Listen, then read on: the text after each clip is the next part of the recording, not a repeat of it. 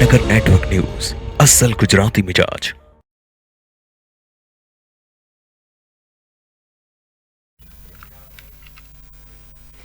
નમસ્કાર દર્શક મિત્રો, આપ જોઈ રહ્યા છો પાટનગર નેટવર્ક ન્યૂઝ અને હું છું આપની સાથે રેના। દર્શક મિત્રો, આપ તમામનું સાયબરની દુનિયામાં સ્વાગત છે। દર્શક મિત્રો, ભૂતકાળમાં આપણે અનેક કિસ્સાઓ જોયા અને સાંભળ્યા છે। આપણે બધા જાણીએ છીએ કે વોટ્સએપ કોલ હોય ઇન્ટરનેટ દ્વારા ચાલે છે। અહેવાલ અનુસાર તમે જ્યાં રહો છો ત્યાં કેટલીક એવી પણ એજન્સીઓ કામ કરી રહી છે કે જેનાથી તમે અજાણ છો અને એક ભૂલના કારણે મોટા કૌભાંડમાં તમે ફસાઈ શકો છો। આપણે રોજબરોજ અનેક મુદ્દાઓ પર ચર્ચા કરતા હોઈએ છીએ। માનસીબેન આપણને આવા મુદ્દાઓ પરથી અને જે સાયબરની ઘટનાઓ ઘટે છે તેનાથી કેવી રીતે બચી શકાય તે વિશે પણ માહિતી આપતા હોય છે। ત્યારે આવા પ્રકારના કૌભાંડો કેવી રીતે થતા હોય છે અને તેનાથી બચવા માટે શું કરવું જોઈએ, તો આ તમામ જાણકારી આપવા માટે અમારી સાથે જોડાઈ ચૂક્યા છે સાયબર એક્સપર્ટ માનસી શાહ। જી માનસીજી, આપનું સ્વાગત છે। નમસ્કાર દર્શક મિત્રો। માનસીબેન, જે પ્રકારે ફ્રોડના કિસ્સાઓ વધી રહ્યા છે, ઉત્તર પ્રદેશ હોય, મહારાષ્ટ્ર હોય કે તે બાદ સાયબર ક્રાઇમના જે કિસ્સા છે તે ગુજરાતમાં પણ સામે આવી રહ્યા છે। એટલે કે સૌથી પહેલા ભારતમાં આની શરૂઆત ક્યાંથી થઈ? હવે ભારતમાં સૌપ્રથમ તો આની શરૂઆત તમે સમજો તો 2005-2006 ના સમયગાળા દરમિયાન બિહાર ગુનાખોરી માટે બહુ પ્રખ્યાત હતું અને બિહારમાં પણ એક જે નામ છે એ છે જામતાડા। હવે જામતાડા એક એવો વિસ્તાર છે કે ત્યાં બહુ ગરીબ આદિવાસી પ્રજા વસવાટ કરતી હતી અને ત્યાં રોજગારીનું કોઈ પણ સાધન ન હતું અને આ એક હિસ્સો એવો છે કે જ્યાં એ લોકોનું જ્યાં એ પશ્ચિમ બંગાળ તરફ આવ્યું હોય છે, એટલે ત્યાં મોસ્ટલી એ લોકો બંગાળી ભાષા નો યુઝ કરે છે। અને પછી એવું થયું છે કે આ જે જામતારા જે છે એ તમે પશ્ચિમ બંગાળ તરફ આગળ વધો તો ત્યાં એક કુખ્યાત બ્લોક છે કર્મટોંડ। તો હવે કર્મટોંડમાં જે આદિવાસી ઇલાકો છે એમાં આજથી 150 જેવા વર્ષ પહેલા ઈશ્વરચંદ્ર વિદ્યાસાગર જે આપણા હતા એ ત્યાં 18 વર્ષ એમણે આ પ્રદેશમાં કામ કર્યું હતું, એટલે કર્મટોંડનું નામ ચેન્જ કરીને એ લોકોએ વિદ્યાસાગર ઈશ્વરચંદ્ર વિદ્યાસાગર નામ પણ અપાયેલું હતું। પણ પછી ત્યારે બહુ બધી ચોરીઓ ગુના પ્રવૃત્તિઓમાં એ લોકો ઇન્વોલ્વ થવા લાગ્યા, એટલે હવે એ જગ્યાનું નામ પ્રખ્યાત થયું છે જામતાડા। હવે જામતાડામાં જે ચોરીનો સિલસિલો શરૂ થયો એ એવી રીતે થયો કે પહેલા તો એ લોકો ફિઝિકલ ચોરી કરતા હતા, બીકોઝ ત્યારે ડિજિટલાઇઝેશન એટલું બધું વધ્યું નહોતું। હવે ફિઝિકલ ચોરીમાં પહેલા તો એ લોકોએ શરૂઆત કરી કે તમારા મતલબ તમે ત્યાં કોઈ પણ વિસ્તારમાં જાઓ, કોઈ પણ અનનોન લોકો હોય તો એ લોકોનો પહેલા તો પર્સ ચોરી કરે, એ લોકોનો સામાન ચોરી કરે, ઘડિયાળ ચોરી કરે અને એ રીતે લોકો ત્યાં જવા માટે ડરતા હતા। પછી એ લોકોએ થોડું આગળ વધીને એ લોકોએ નશાખોરીની પ્રવૃત્તિઓમાં એ લોકો જોડાયા, જેમ કે તમને ડ્રિંક કરાવીને તમને ટ્રેનમાં તમારી સવડત સાથે ચોરી ચપાટી કરીને ટ્રેનમાં એ લોકો પૈસા ખૂચવી લે। પછી ત્રીજો ટાઈમ આવ્યો જ્યારે થોડુંક આગળ વધીને એ લોકો રિચાર્જના પૈસાથી કમાવાનું ચાલુ કર્યું। હવે રિચાર્જના પૈસામાં એવું હતું કે અત્યારે ડિજિટલાઇઝેશનને લીધે કે અત્યારે મોબાઈલ નેટવર્કના લીધે આપણે ડિજિટલી મતલબ મોબાઈલથી આપણું ડેટા રિચાર્જ કરી શકીએ છીએ, પણ ત્યારે આવતું હતું કે તમને ખબર હોય તો કૂપન્સ આવતી હતી, તો એ કૂપન્સના માધ્યમથી એ લોકો ચોરી કરતા હતા કે તમને હું 100 રૂપિયાની કૂપન્સ આપી દઈ પણ એમાં વાઉચર હોય 50 રૂપિયાનું અને અમુક હિસ્સો કંપનીનો કમિશનનો પણ હોય છે, પણ એ લોકોને ત્યારે એજન્ટ લોકો કમિશનના હિસ્સામાં ઘણા બધા પૈસાઓ આપતા હતા કે તમે આટલી કૂપન સેલ કરો કે આટલી કૂપન વેચો તો તમને આટલા પૈસા મળશે। પ્લસ એ લોકો ચોરીની કૂપન લાવતા હતા, લાઈક જ્યાંથી કૂપન સેલ થતી હતી ત્યાંથી એ લોકોનું ચોરીનું નેટવર્ક વધી ગયું હતું, એટલે પહેલા પછી એ લોકો રિચાર્જથી પૈસા કમાવાના ચાલુ કર્યા। પછી એટીએમથી ચાલુ કર્યું, એટીએમના જે મતલબ મશીન્સ હોય એમનું એ લોકોએ નેટવર્ક ઊભું કરીને એ એટીએમ મશીન્સમાંથી પૈસા નીકળવાના ચાલુ કર્યા। પછી જે નવી પદ્ધતિ એ લોકોએ અપનાવી એ ક્લોન કરીને તમારો કાર્ડ ક્લોન કરી લે, એવી રીતે ક્લોનિંગ ચાલુ કર્યું અને પછી લાસ્ટમાં એ લોકોએ જે અત્યારે ડિજિટલાઇઝેશન થયું હવે એ લોકો એપ્સથી પૈસા કમાય છે। એટલે પહેલા ધીમે શરૂઆત કરીને હવે ડિજિટલ તરફ આવે। હવે જે જામતાડા છે પ્રોપરલી ડિજિટલાઇઝેશન ફ્રોડનું જે માધ્યમ કહેવાય, ઇન્ડિયાનું સૌથી મોટું સાયબર ફ્રોડ થાય છે જામતાડામાં। હવે જામતાડામાંથી જેટલા લોકો પકડાયા આજ સુધી ઘણા બધા 700 થી વધારે લોકો પકડાઈને 2-3 વર્ષની જેલ કાપીને આવ્યા છે. તો ત્યાંના જે પોલીસ અધિકારીએ કીધું કે એ લોકો શું કરે છે કે પૈસા જે હોય એપ્સ, એ લોકોની જે એપ્સ એવી હોય છે, વિદેશોથી પૈસા કમાવા માટે એ લોકો ટ્રાન્ઝેક્શન કરે છે બિટકોઇન અને યુએસડીટીમાં. હવે બિટકોઇન અને યુએસડીટીમાં એ લોકો કઈ રીતે કામ કરે છે કે એક તો એ લોકોને મતલબ કે આવી રીતે કામ કરે તો એ લોકોને 2.5% સુધીનું માર્જિન મળે છે, 2.5% થી 50% સુધીના.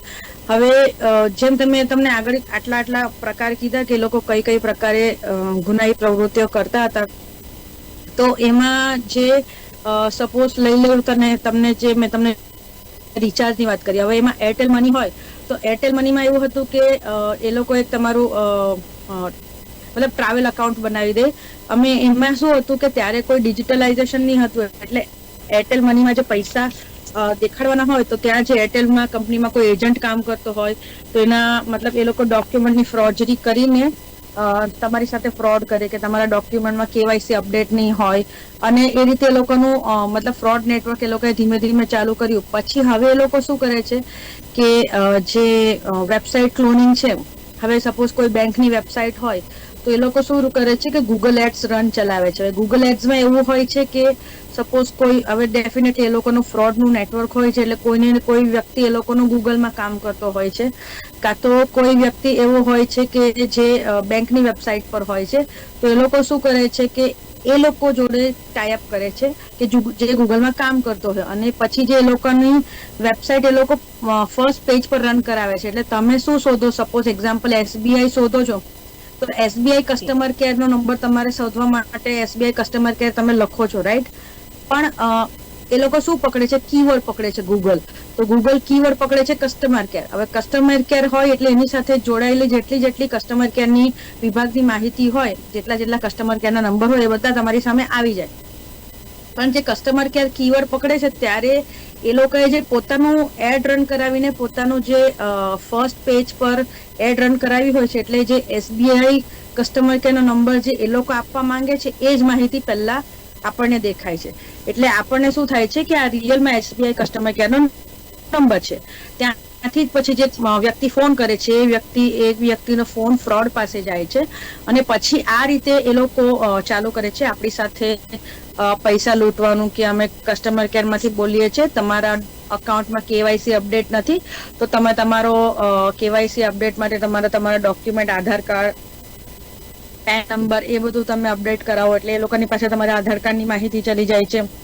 પછી કહે છે કે એક ફોન આવશે બેંક તરફથી તમને તમારો મતલબ ડોક્યુમેન્ટ વેરીફાઈ માટે, અને તમને એક નંબર આપશે, તમે અમને શેર કરો. તમે જેવો એમને નંબર શેર કરો છો એ લોકો મતલબ તમારી સાથે પછી તમારા ખાતામાંથી પૈસાનું ફ્રોડ થાય છે. હવે બીજું છે વિઝા અને માસ્ટર કાર્ડ. હવે વિઝા અને માસ્ટર કાર્ડમાં શું હોય છે કે અલગ અલગ કન્ટ્રીઝ, લાઈક ઘણી બધી કન્ટ્રીઓ આજે વિઝા અને માસ્ટર કાર્ડ એક્સેપ્ટ કરે છે, રાઈટ? તો એમાં લાઈક મોસ્ટલી બધી જ કન્ટ્રીઓમાં એ લોકોનો કાર્ડ એક્સેપ્ટ હોય છે. તો આ લોકો કેવી રીતે કામ કરે છે કે વિઝા અને માસ્ટર કાર્ડ છે એમાં 3D ગેટવે યુઝ થાય છે, અને જે 2D ગેટવે યુઝ થાય છે એમાં જેમ કે બેંકના ICICI બેંક, SBI બેંક, એ બધાના જે કાર્ડ હોય છે ને એમાં 2D ગેટવે યુઝ થાય છે. તો 2D ગેટવેમાં શું હોય છે કે એ લોકોને વેરિફિકેશન માટે OTPની જરૂર નથી પડતી. એમાં ખાલી તમારો CVV નંબર અને એક્સપાયરી ડેટ નંબર તમે નાખો અને એટલે એ લોકોનું ઇઝી ટ્રાન્ઝેક્શન થઈ જાય છે. જ્યારે ફ્રોડ લોકો આપણા કાર્ડની માહિતીઓ લઈને જ્યારે આપણી પાસે પૈસા કઢાવીને મતલબ ચોરી કરે છે, આપણા કાર્ડનું ક્લોનિંગ કરે, તો વિઝા અને માસ્ટર કાર્ડ થોડુંક અઘરું છે, 3D છે, એમાં OTPની જરૂર પડે છે. પણ આ જે બેંકના કાર્ડ હોય છે એમાં 2D ગેટવેને લીધે મતલબ OTPની જરૂર પડતી નથી. એટલે આ લોકો કઈ રીતે કરે છે, હવે માસ્ટર કાર્ડ, વિઝા કાર્ડને એ લોકો મતલબ એ લોકોનો એમાં ફ્રોડ કરવા માટે શું કરે છે સાયબર માફિયાઓ, કે એ લોકો ફોરેન્સિકમાં ટ્રાન્ઝેક્શન કરે છે. હવે એમાં એવું હોય છે કે એ લોકો ડિસેન્ટ્રલાઇઝ વોલેટમાં તમને બિટકોઇનના માધ્યમ દ્વારા એક ટ્રસ્ટ વોલેટ અને એક મેટા વોલેટ એ લોકોએ ઊભું કર્યું હોય છે.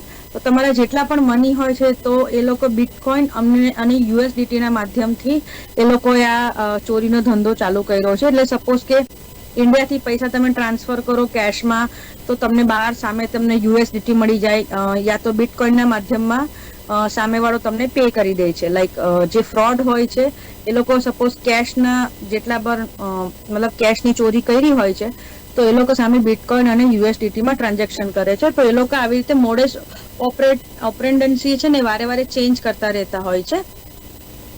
મતલબ કે જે સાયબર માફિયા હોય છે એક જ પ્રકારના ફ્રોડ લઈને વારે વારે સાયબર ક્રાઇમ કરતા નથી. એ લોકો અલગ અલગ પદ્ધતિઓ અપનાવે છે. તો ફોર એક્ઝામ્પલ કે હવે સમર આવશે તો સમરમાં કેવું છે કે લોકોને ઘણા બધા એસીની જરૂર પડે છે એટલે લોકો ને ઇલેક્ટ્રિસિટીનો વપરાશ લોકોમાં વધી જાય છે, રાઈટ?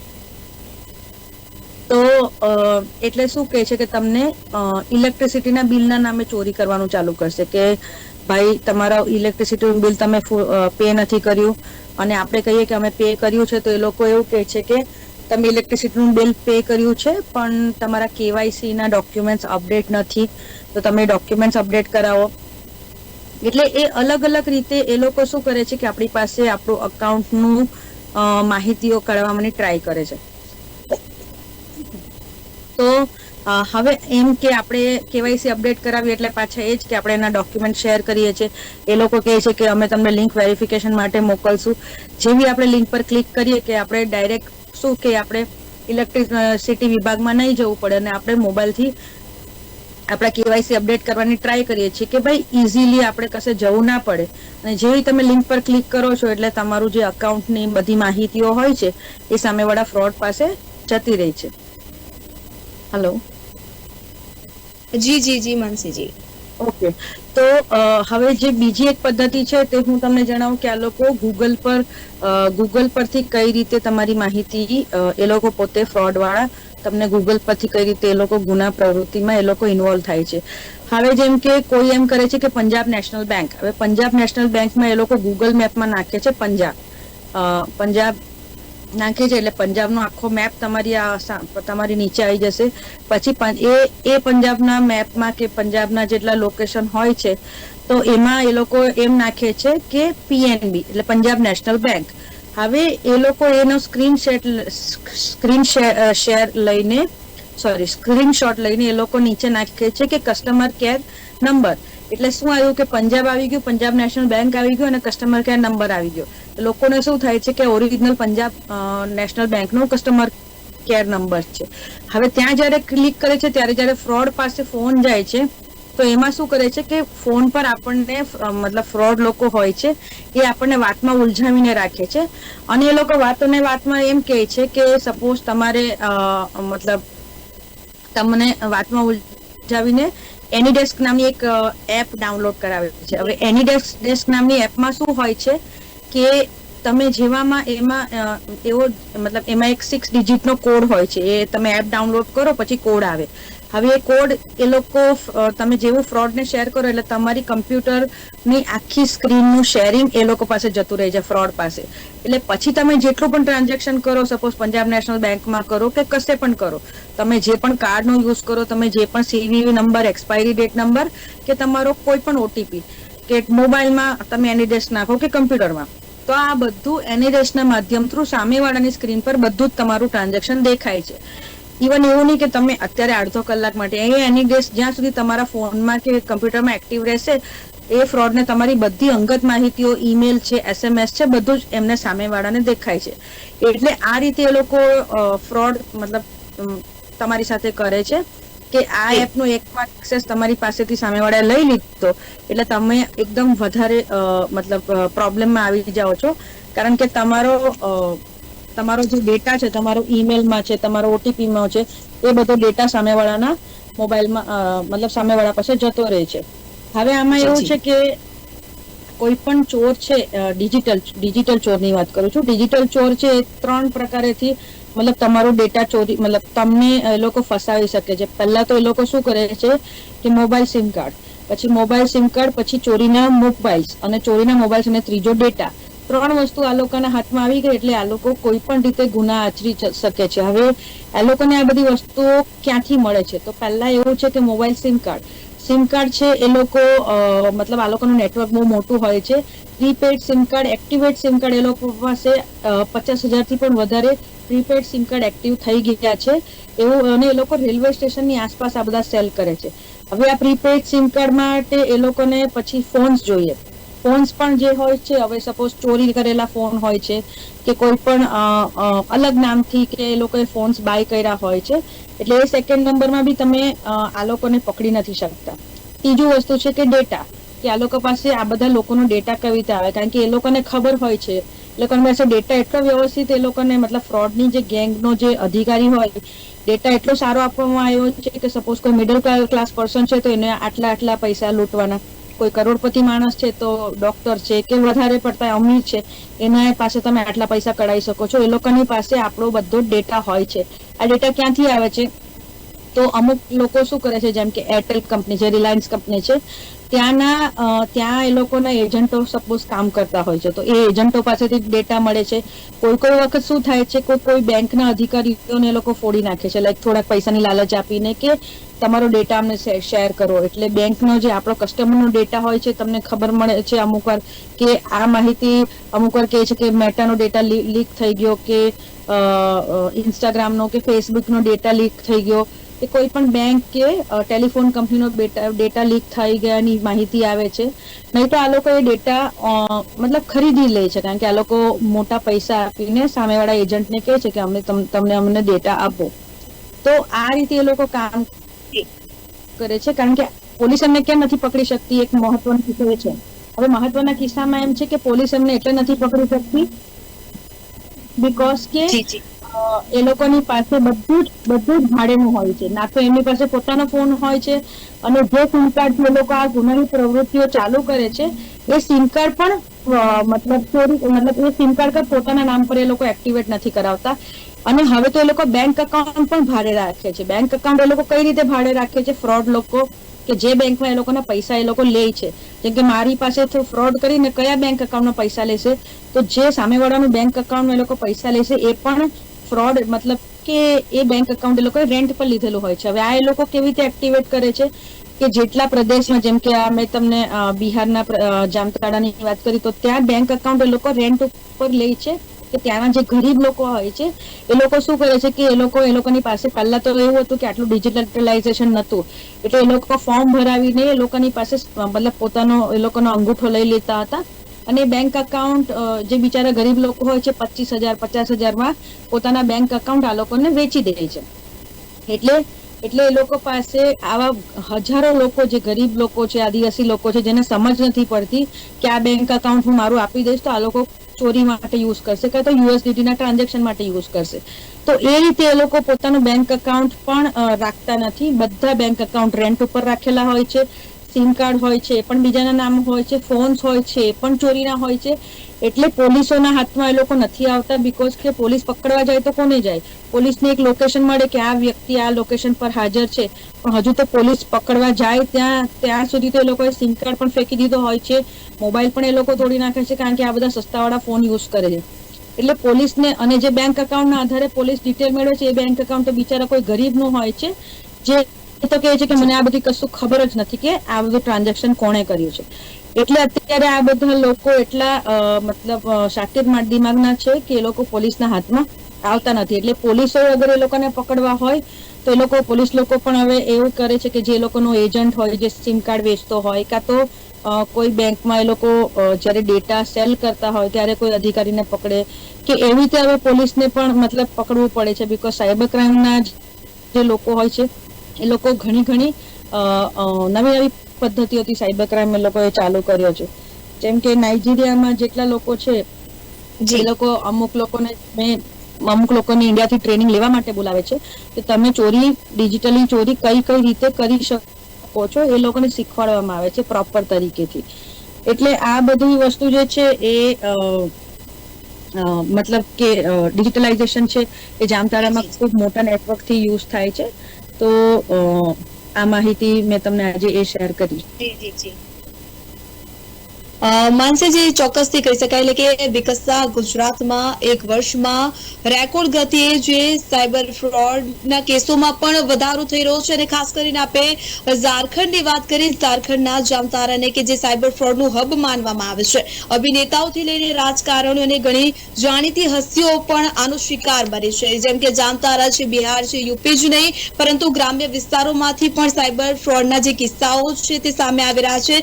આપે તેનાથી બચવા માટેના પણ ઉપાયો જણાવ્યા, તે બદલ આપનો ખૂબ ખૂબ આભાર. ધન્યવાદ.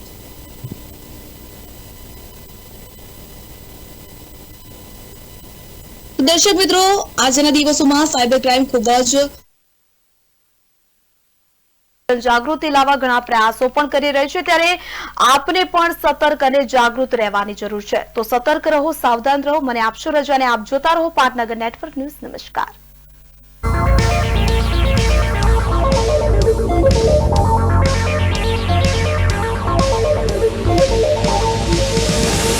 પાટનગર નેટવર્ક ન્યૂઝ, અસલ ગુજરાતી મિજાજ.